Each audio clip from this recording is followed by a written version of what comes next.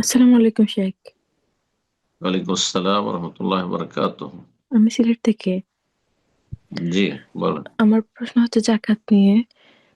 জাকাত হুম, কি ১ বছর হলে তারপরে কি দিতে হবে? আর আমি যদি একটা হিসাব করি যে এত টাকা জাকাত হলো, এই জাকাত থেকে যদি আমি প্রতিদিন কাউকে ৫০০ বা ১,০০০ এরকম করে যদি দেই, তাহলে কি আমার জাকাতটা হবে নাকি একসাথে দিতে হবে একদিনে ১ বছর হলে?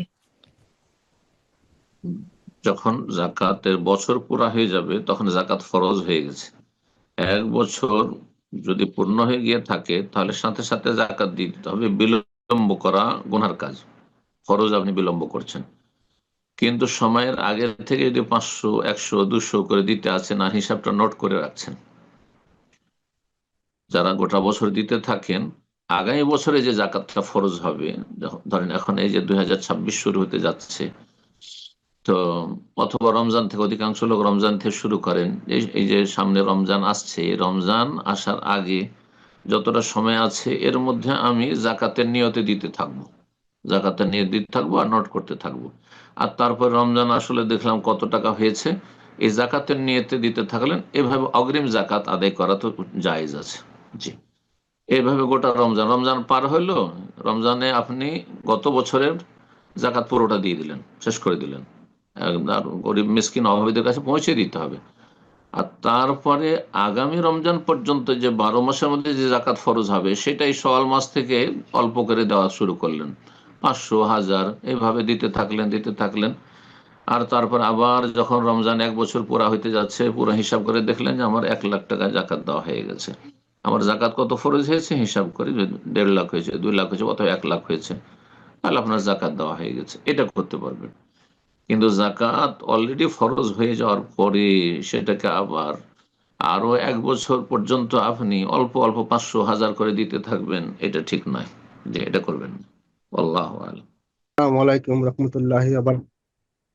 ওয়ালাইকুম আসসালাম রহমতুল্লাহ বারাকাতুহ। জি, বলেন। আসসালাম। ওস্তাদ কেমন আছেন? জি, প্রশ্ন বলার সময় বেশি নাই, আলহামদুলিল্লাহ। কোথা থেকে বলছেন প্রশ্ন?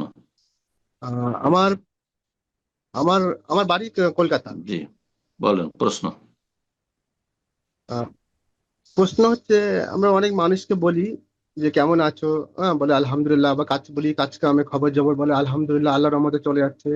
সুস্থতা যদি জিজ্ঞেস করি যে বলে আলহামদুলিল্লাহ, আল্লাহর রহমতে সুস্থ ভালো আছি, আল্লাহর রহমতে ভালো আছি।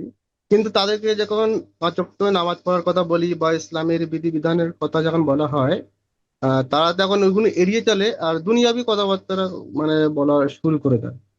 হ্যাঁ। হুম, তা এখন মানে দুনিয়াবি ব্যবসার লাভ লস এইসব নিয়ে চিন্তায় তারা থাকে।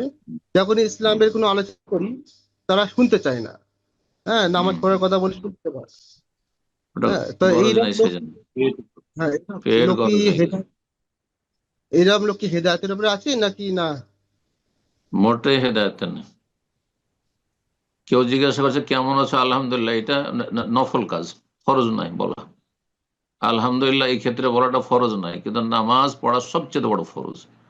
নামাজ পড়া সবচেয়ে বড় আল্লাহ শুক্রিয়া আদায় করা। যদি 1 ওয়াক্ত নামাজ না পড়ে তাহলে ইসলামের গণ্ডিতে নেই। শুধু জুমা জুমা পড়ে, 5 ওয়াক্ত পড়ে না, হ্যাঁ, তাহলে ইসলামের গণ্ডিতে বেরিয়ে বাইরে বেরিয়ে গেছে। ইসলামের নেই, কোনো অংশ নেই। কথা বোঝা গেছে? জি। হেদায়ত তো দূরের কথা, ইসলামের গণ্ডিতে নেই। জি, জাহান্নামের রাস্তায় আছে। নাসাউল্লাহ সালামত আল্লাহ আফিয়া আদাহুল্লাহ। আল্লাহ আমাদের মুসলিম মুসলিম পথভ্রষ্টদেরকে আল্লাহ হেদায়ত করো।